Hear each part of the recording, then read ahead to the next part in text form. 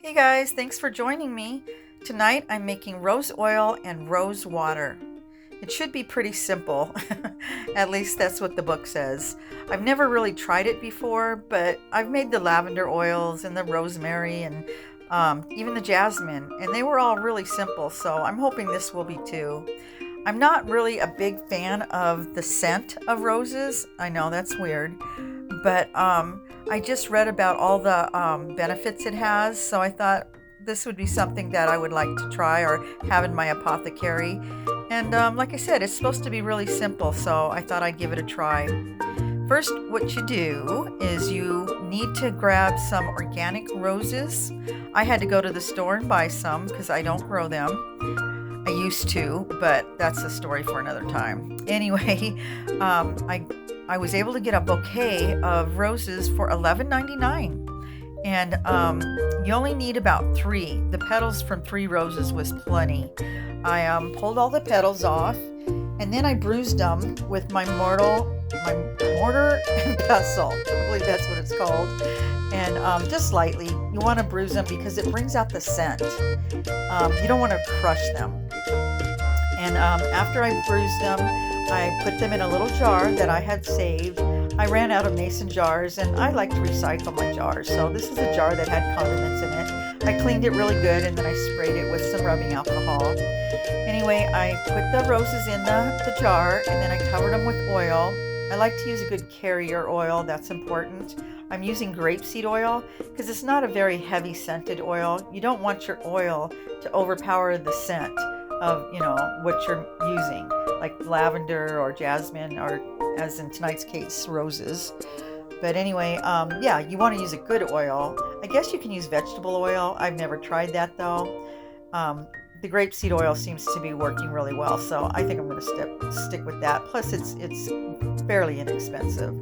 Anyway, you cover the rose petals to the top of the jar. I'm pushing them down. I'm trying to get as many rose petals as possible packed in this jar. The more rose petals you have, the heavier the scent's going to be. So I think that looks good.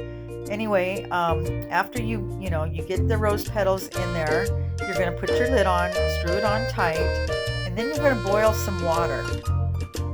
I boiled just enough to cover like half the jar of rose petals. And you stick the jar in the boiling water, and then you shut it off and you let it cool. Now while that was cooling, I've decided to make the rose water.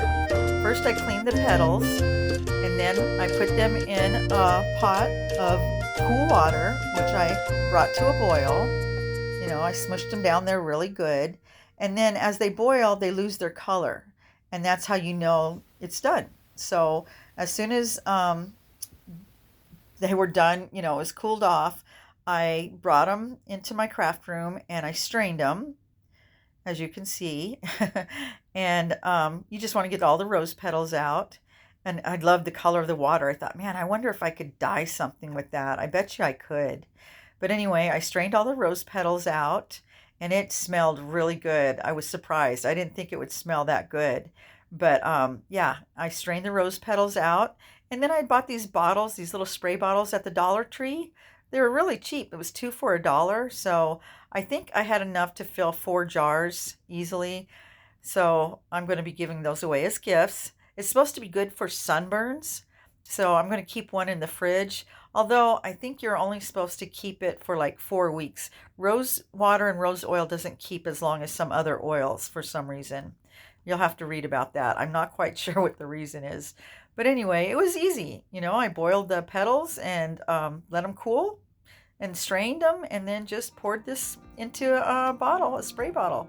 So that was super easy. And you can't do that with the lavender or the jasmine. I wished I could, but it was so simple. That was the simplest project I've done so far. I was really happy with that. And like I said, I got 4 jars. And I used just a couple roses. I just used the petals from a few of the roses. I bought a dozen roses, and between the oils and the water, I still have 5 roses left. So I used 7 roses altogether. Well, no, I didn't, because I picked one of the roses for something else. But anyway, here's the next day with the oils after it had cooled down. You're supposed to let it sit for like 24 hours.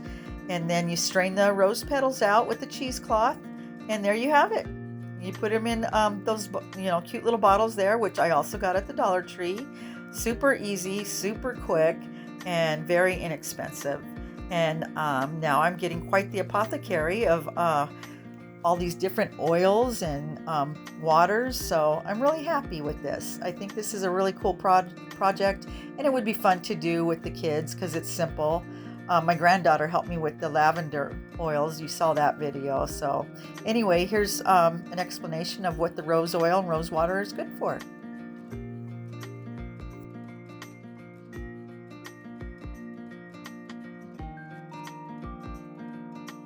Before I end this video, I wanted to give you a quick peek of our next project. We're going to be making these really cute sun catchers with beads and crystals and charms. It's another super easy project, and I think you'll like it. So I will see you in the next video. Thanks for joining me.